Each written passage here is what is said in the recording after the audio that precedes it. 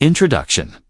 James Clear begins by outlining the transformative power of habits. He shares his own story of recovering from a traumatic brain injury and how small, consistent changes helped him rebuild his life. This personal narrative sets the stage for the central premise.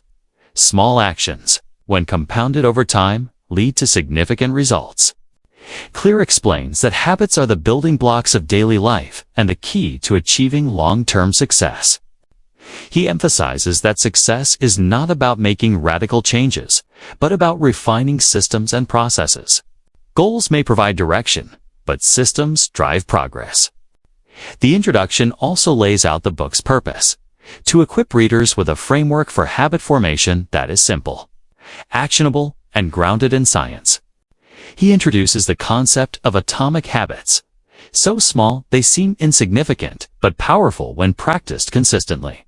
Clear asserts that habits shape our identity, and this book is about leveraging them to become the person you want to be. Chapter 1.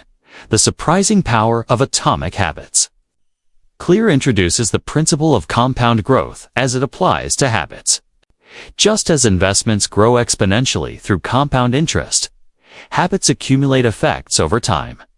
A daily improvement of just 1% can result in a 37x improvement over a year, while a 1% decline each day compounds to failure. The chapter explains the plateau of latent potential, where people fail to see progress immediately and often quit prematurely. Success, he argues, is like breaking through a dam after years of steady pressure. It may feel sudden, but it's the result of gradual effort. He underscores the importance of consistency, highlighting that small changes, when repeated, build momentum and drive exponential growth. Clear also debunks the misconception that success hinges on massive action. Instead, he shows that incremental improvements over time have a far greater impact. Chapter 2. How your habits shape your identity. Clear emphasizes that habits are a reflection of identity. To achieve meaningful and lasting change, one must first shift their self-image. He introduces the 3 layers of behavior change. Outcomes focus on what you achieve, for example, losing weight. Processes focus on the actions that lead to the goal, for example, exercising regularly. Identity focuses on who you become, for example, identifying as a healthy person. Clear argues that identity-based habits are more sustainable than outcome-based ones. For example, instead of saying, "I want to quit smoking," say, "I am not a smoker." This subtle shift reinforces the desired identity and aligns your behavior with it. He suggests asking, "Who do I want to become?" and then using habits to reinforce that identity. This chapter also stresses the importance of self-efficacy, believing in your ability to change, and offers practical tips for starting with small, identity-aligned actions. Chapter 3. How to build better habits in 4 simple steps. This chapter lays out the 4 laws of behavior change, which Clear uses as a roadmap for habit formation. Make it obvious. Design your environment to cue the desired behavior. Make it attractive. Associate habits with positive emotions or rewards. Make it easy. Reduce friction by lowering the barriers to action. Make it satisfying. Provide immediate rewards to reinforce the habit. Clear introduces the habit loop, consisting of cue, craving, response, and reward.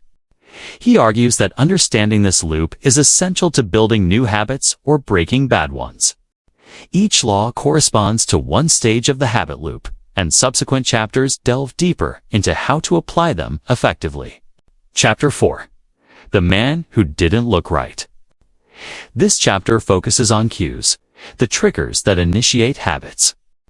Clear shares an anecdote about a nurse who saved a patient's life by recognizing subtle visual cues, illustrating the importance of being aware of triggers in everyday life. He emphasizes the need to design environments that promote positive cues, while eliminating those associated with bad habits. For example, placing a water bottle on your desk can serve as a cue to drink more water. while keeping unhealthy snacks out of sight reduces the temptation to indulge. Clear provides actionable tips for identifying and optimizing cues in your surroundings. Chapter 5. The best way to start a new habit. Clear introduces implementation intentions, which are specific, actionable plans that state when and where a habit will occur. He offers the formula, I will action at time, in location. This approach increases the likelihood of following through on a habit by creating clarity and reducing decision fatigue. The chapter also discusses habit stacking, where new habits are paired with existing ones. For example, after I brush my teeth, I will floss.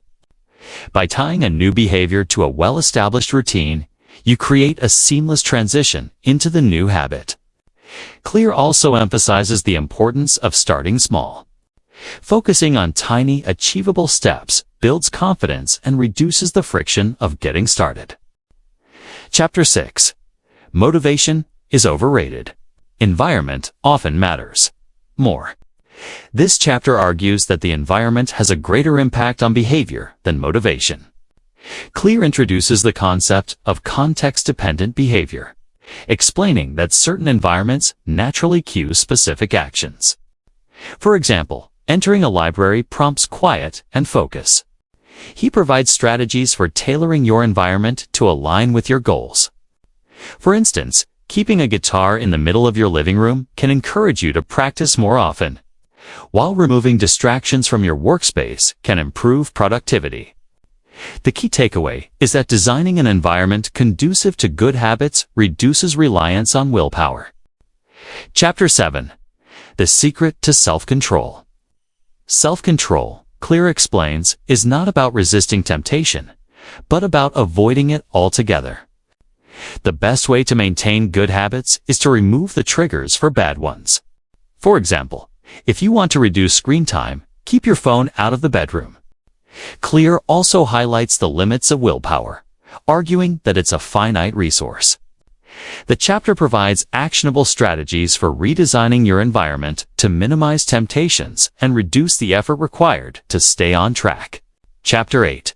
How to make a habit irresistible. The focus here is on the role of dopamine in habit formation. Dopamine spikes occur not just when we experience pleasure, but in anticipation of it. Clear explains how to use this insight to make habits more attractive. He introduces temptation bundling, where you pair a habit you need to do with one you enjoy. For example, only allowing yourself to watch your favorite show while exercising. This creates positive associations and makes the habit more appealing. Chapter 9. The role of family and friends in shaping your habits. Social influence plays a significant role in habit formation.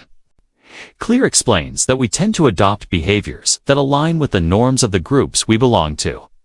Surrounding yourself with people who exhibit the habits you want to develop can accelerate your progress. Conversely, Clear warns about the negative impact of peer pressure and provides strategies for staying true to your goals despite external influences. Chapter 10. How to find and fix the causes of your bad habits. This chapter is about identifying and addressing the root causes of bad habits. Clear emphasizes the inversion of the laws of behavior change. Make it invisible. Remove the cues triggering bad habits. For example, if you want to stop watching TV, unplug the device and store the remote in a drawer.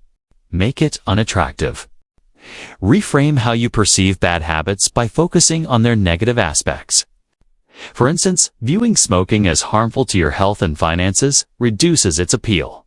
Make it difficult. Introduce friction to bad habits. Placing unhealthy snacks on a high shelf or freezing your credit cards in a block of ice can make indulgence less convenient. Make it unsatisfying. Create immediate consequences for bad behavior, such as implementing penalties or accountability systems. Clear encourages readers to keep reflecting on their environment and triggers, regularly tweaking them to prevent slipping back into undesirable routines. Chapter 11. Walk slowly, but never backward. Clear discusses the importance of patience and persistence in habit building. He explains the plateau of latent potential, where results are delayed and people often feel frustrated by a lack of progress. He uses the analogy of an ice cube, even as heat rises. The cube doesn't melt until it reaches 32 degrees Fahrenheit, but the effort to raise the temperature wasn't wastedness, was necessary for change. The message is clear. Slow progress is still progress. Clear advises readers to focus on their trajectory rather than their current position.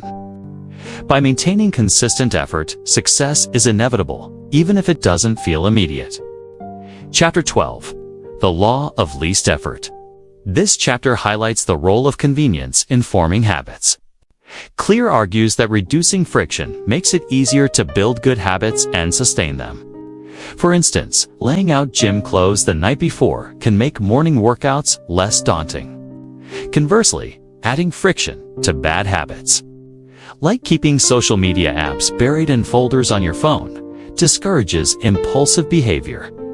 Clear also recommends automation, such as setting up automatic bill payments or meal prepping for the week, to make positive behaviors effortless. Chapter 13. How to stop procrastinating by using the 2-minute rule. The 2-minute rule is a practical strategy for overcoming procrastination.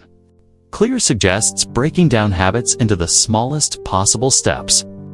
For example, instead of committing to read 50 pages, start with read 1 sentence. This reduces the intimidation of large tasks and makes starting easier. Once you've begun, momentum builds and it becomes easier to continue. Clear emphasizes that the hardest part of any habit is simply beginning, and the 2-minute rule removes that barrier. Chapter 14. How to make good habits inevitable and bad habits impossible. Clear introduces commitment devices, which are pre-commitments to future actions. For example, using apps like Stick to pledge money to charity if you fail to meet a goal adds stakes to your behavior. Other examples include purchasing a gym membership or setting up a savings account with automatic contributions. This chapter underscores the importance of designing systems that lock in good habits and eliminate the possibility of bad ones. For instance, leaving your wallet at home when you go out reduces the temptation to make unnecessary purchases. Chapter 15. The Cardinal Rule of Behavior Change. Habits thrive on immediate rewards. Clear explains that humans are wired to prioritize short-term gratification, which can make it hard to stick with habits that have delayed benefits like exercising or saving money. To counteract this, Clear suggests introducing short-term rewards. For example, after a workout, treat yourself to a smoothie or a relaxing shower. While long-term rewards drive motivation, short-term rewards ensure consistency.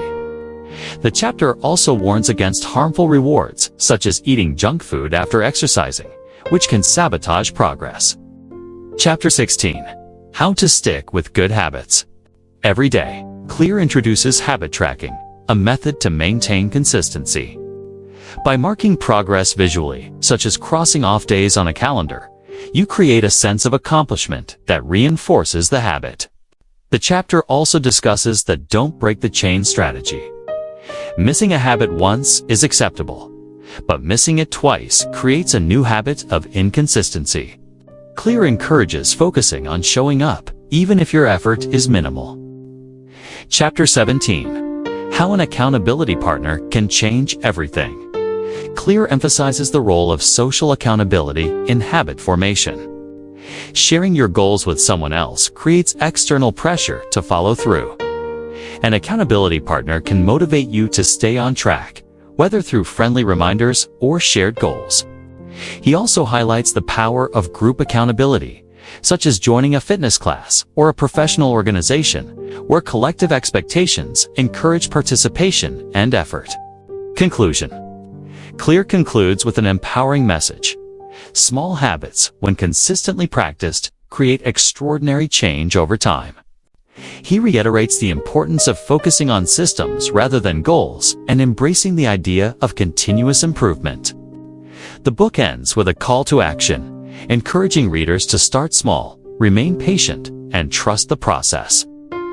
By mastering atomic habits, anyone can shape their identity and achieve lasting success.